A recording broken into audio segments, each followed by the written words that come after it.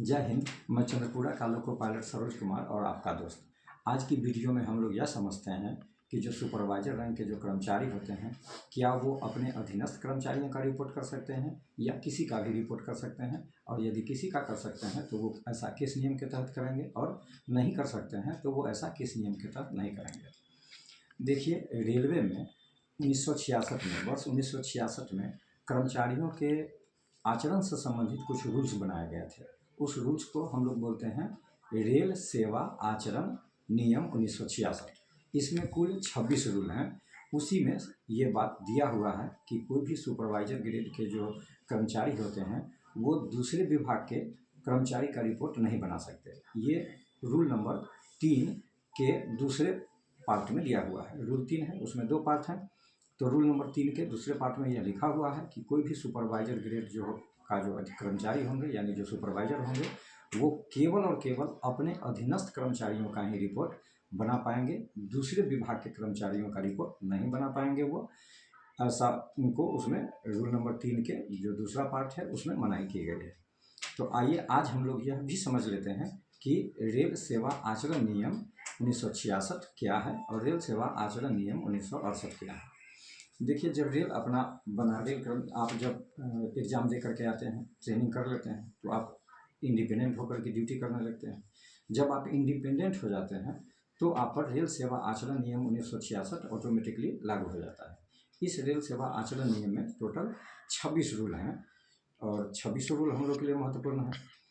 अगर इस रूल्स से, यानी 26 रूल्स हैं, आचरण से संबंधित 26 रूल्स हैं, अगर इसमें से किसी भी एक रूल का अगर उल्लंघन होगा तो हम लोग को चार्जशीट दिया जाता है डिसिप्लिनरी अथॉरिटी द्वारा। SF 11 में दिया जाता है या SF 5 में दिया जाता है। 16 फॉर्म है जिस पर हम लोग वीडियो पहले बना चुके हैं, आप उसको देख लीजिएगा। तो जो हम लोग को चार्जशीट दिया जाएगा, तो ऐसा नहीं है कि आपके जो डिसिप्लिनरी अथॉरिटी हैं वो आपको चार्जशीट दे दिए और कुछ भी पनिशमेंट कर देंगे, ऐसा नहीं है। खास करके रेल में तो ऐसा बिल्कुल नहीं है। रेलवे में जो आपके डिसिप्लिनरी अथॉरिटी हैं वो टोटल 11 पनिशमेंट ही दे सकते हैं। SF 11 और SF 5 2 प्रकार के चार्जशीट हैं। तो टोटल जो छोटी शास्ति है उसकी संख्या 6 है। यानी अगर गलती आपका किसी भी टाइप का हो, अगर उनको पनिशमेंट देना है और छोटा लेवल पर पनिशमेंट देना है तो उसी 6 में से एक पनिशमेंट देंगे, और यदि उनको बड़ा पनिशमेंट देना होगा तो 5 पनिशमेंट में से ही एक पनिशमेंट देंगे। ये 6, 5, 11 टोटल पनिशमेंट की संख्या 11 हो गई। तो जो 11 पनिशमेंट है उस पर हम लोग एक छोटा वीडियो अलग से बना लेंगे। अभी हम लोग मोटा मोटी यह समझ लेते हैं कि आचरण नियम 1966 क्या है और 1968 में जो अनुशासन अपील नियम बना था वो क्या है। जब 1966 में रूल्स बना तो हमारे करेक्टर से संबंधित कि हमें क्या करना चाहिए, क्या नहीं करना चाहिए, एज ए रेल कर्मचारी क्या करना चाहिए, तो 26 रूल्स बनाए गए थे। ये आपका एस्टैब्लिशमेंट के कोड 1 के भाग 1 में दिया हुआ है। जो रेलवे बोर्ड की बुक आती है उसमें यह दिया हुआ है।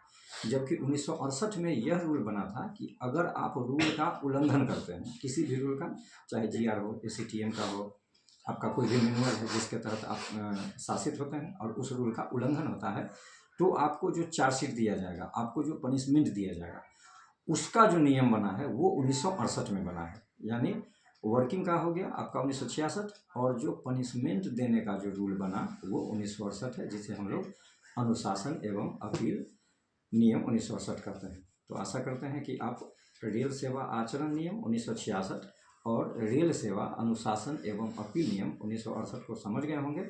हम लोग अगले वीडियो में जो रेल सेवा आचरण नियम में 26 रूल्स हैं उसको एक एक करके देख लेंगे। इसमें रूल्स नंबर 3 जो है काफ़ी इंपॉर्टेंट है। 99% जो चार्जशीट होते हैं वो रूल नंबर 3 के तहत दिए जाते हैं।